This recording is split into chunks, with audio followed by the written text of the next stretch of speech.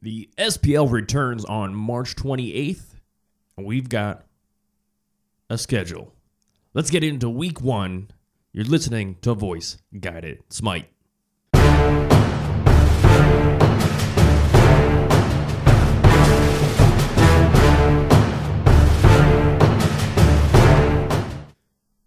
So the things that I'm looking to do is create a way to maybe predict, and we'll see how well we do with our records. But we're going to go ahead and try and predict using a combination of power rankings for each position, maybe analyze based on that, seeing on people's results, just to kind of keep an idea of how each position, each role, and each team as a whole is performing over this new map.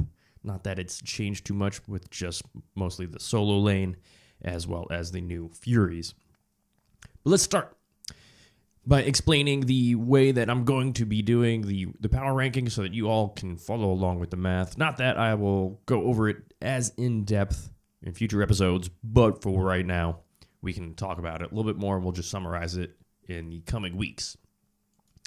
So in order to get a ranking, I went individually by role, so Hunter, Guardian, Mid, Jungle, Solo. And I ranked each player on each team in their position. So, for example, let's go with Jungle. I'll just give you the top 3 in the position that I had. I have Adapting at 1, Cuvo at 2, and Captain Twig at 3. So, for example, that number gets pulled into their team total. Their team total then gets weighted. So let's just go with the number 1 team, the Pittsburgh Knights. So in the Hunter role, they have Vote. I have them at number 3, Guardian. I have Emilzy at 1. I have Zeros at 1. I have Adapting at 1. And I have Deathwalker at 2. This gave them a team total of 8 points. This put them in the number 1 ranking position as well, just in the pre-ranks.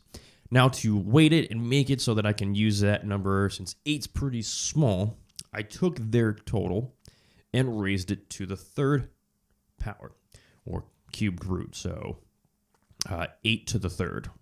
So it was raised to the cubed root, and then I took the square root of that. What that gave me is what I'm calling the Smite Power Index number.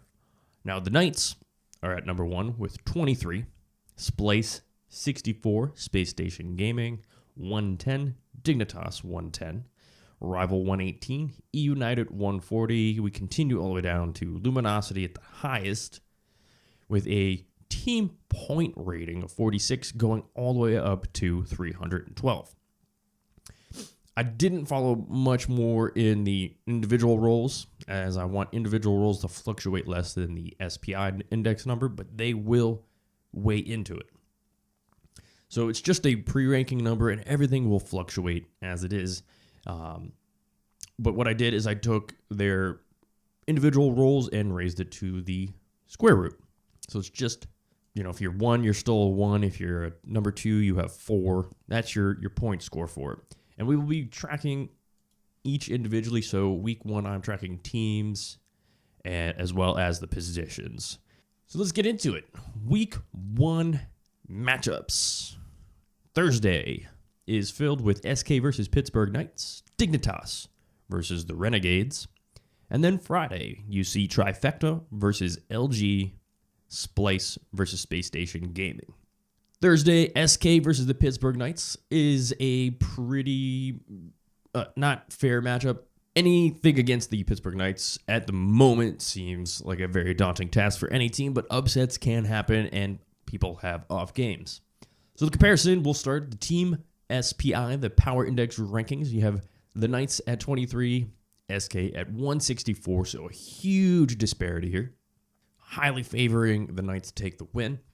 In the Hunter position, for the Knights, we have Vote. For SK, we have Zapman. Now, I actually think this one is pretty decent. I've seen Zapman have better games, but they have a huge disparity here.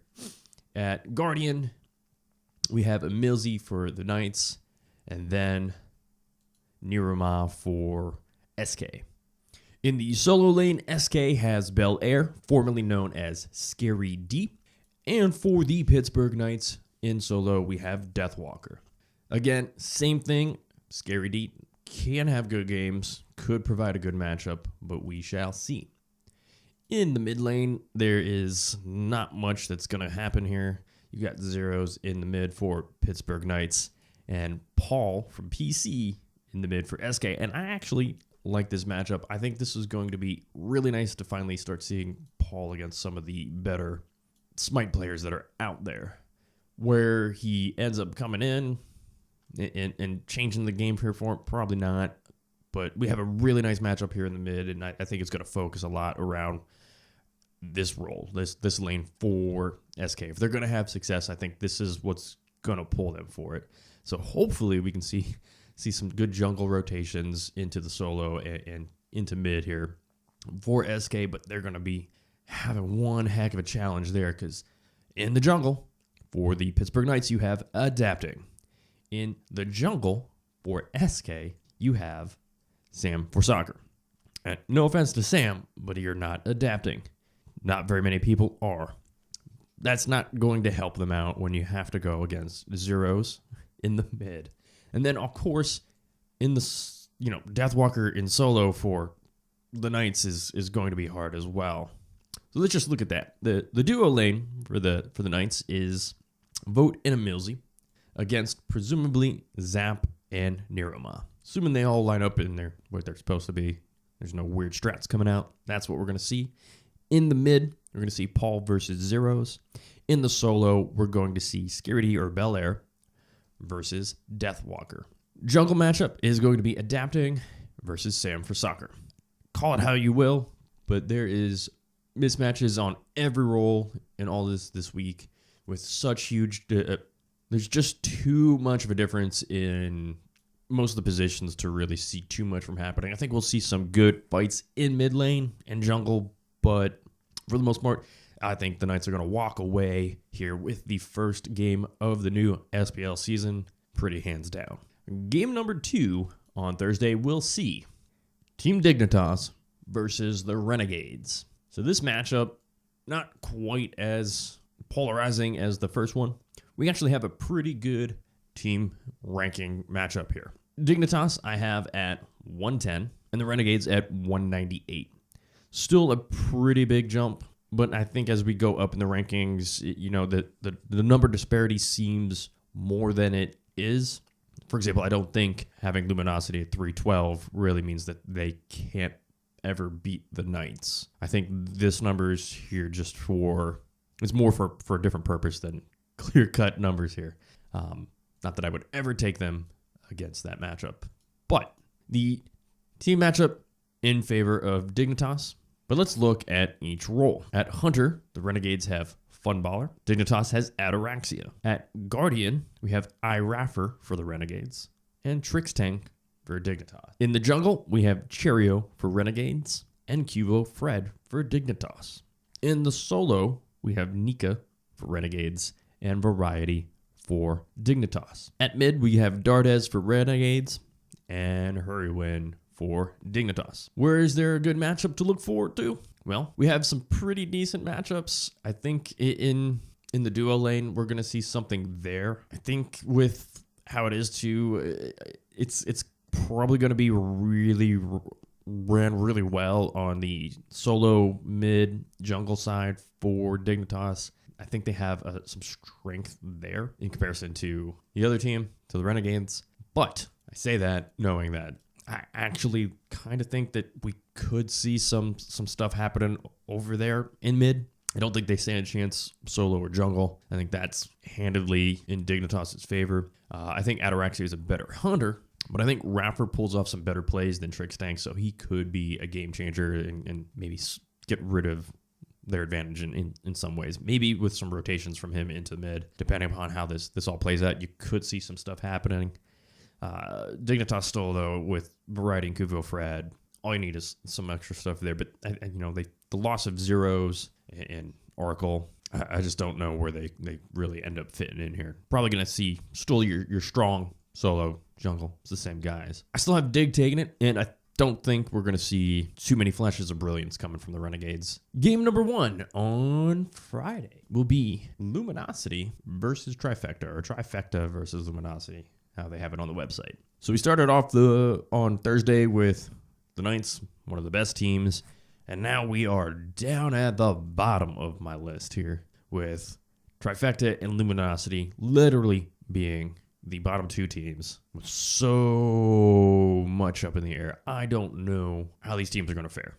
But let's get right into it. The teams, Trifecta, SPI 292 currently, and Luminosity 312. So can't get much worse. You can, but not a lot. Luminosity having mostly 9s, 10s. I have Zalia at number 8 in the solo, but overall they are pretty low ranked through and through the board. So we could end up seeing really good matchups all around. We got close matchups in the duo lane. We got close matchups in jungle, close matchups in solo in terms of power ratings. There is a slight advantage in my mind for Trifecta in the mid lane, slight advantage for LG in the solo lane. Jungle's a toss-up. They're so close, but nothing that should really switch the game around. I still like Trifecta a little bit as the team to win this.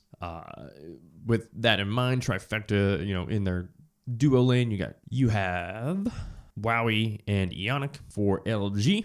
We have Joshi and Kiki So Cheeky.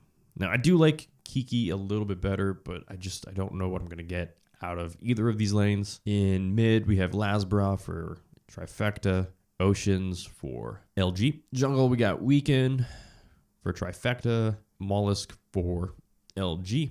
In the solo lane, we have Ducky for Trifecta and Zalia for LG. Gonna trust the SPI rankings that I have here, the power rating, and say that Trifecta takes out the win. That's what we're tracking, how well this is. We're gonna go my gut instinct. If it ever changes off of the SPI rankings, as well as whatever the number says, we'll see how good it is. We'll make adjustments there. And then rounding out the final week, game number 4, we have Splice, your former world champions, or current reigning. Let's call it how it is, but we'll have new ones unless they repeat going into it against the venerable favorites, I guess, for love for whoever, you get the most well-known personalities, the longest known players. You get your most of your season 1 champions in there with Jeff, Barra, Andy in Space Station Gaming. Should be a great way to end out the week with just a matchup that everyone that can get behind. So for Splice, I have them having a team power rating of 64. Space Station Gaming having a power ranking of 110. And again, remember, seems a little disparaging to be so far behind in points, but they're not that important. And again, we're going off of this without having any idea how anyone's really going to be. With all games being over LAN, I have no idea. You have no idea. But we'll see what happens. Splice did win World Champions, and therefore we're going forward with them as the number 2 team, I believe I have in my rankings going in. And that's only because of how stacked in terms of talent the Pittsburgh Knights end up being. In the duo lane, we see pretty good matchup, in my opinion. I think we got the potential here with, with Cyclone Spin and Roar against Jeff and Barra. In the mid lane, we have Moswall versus Venanu. In the solo lane, we have Divios versus Aquarius. And then in the jungle, we have Sino and Andy.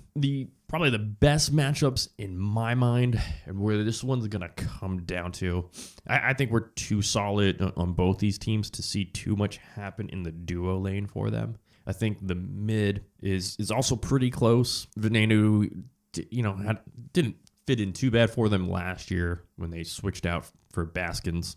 But we'll see how SSG, Space Station Gaming, actually transforms this year. In the jungle solo setup, mid, that's where I think our biggest matchups are. I do like Aquarius as a solo, but at the same time, I don't really think anyone on Splice is really that bad. In jungle, I like Andy, I do. Again, we're seeing a great matchup. This is probably the closest one in my book right now in the first week on what we could see here. If the win comes for Space Station Gaming, I think it's going to be through Aquarius, most likely in my mind. That's where I think they have the best chance to succeed is coming out of the solo lane this time around. For Splice, if they're gonna make it happen, gosh, maybe taking over the mid. I can't see them taking over solo. I think they have a small advantage in the jungle with Sino, and then possibly duo lane. So it might come through the jungle or through the duo lane for them. That's their keys to victory. But anything can happen, and I'm kind of looking forward to it. I don't see an upset happening here, so I do have Splice taking the week 1 win against Space Station Gaming. And we'll go from there. Anyways, just want to say thanks for stopping by for the first episode, the week 1 preview for the Smite Pro League. Hope you enjoyed it. Hope we can keep this going for the entire season, and we'll see some big things happening. Until next time, RiderPie here, and you've been listening to Voice Guided Smite.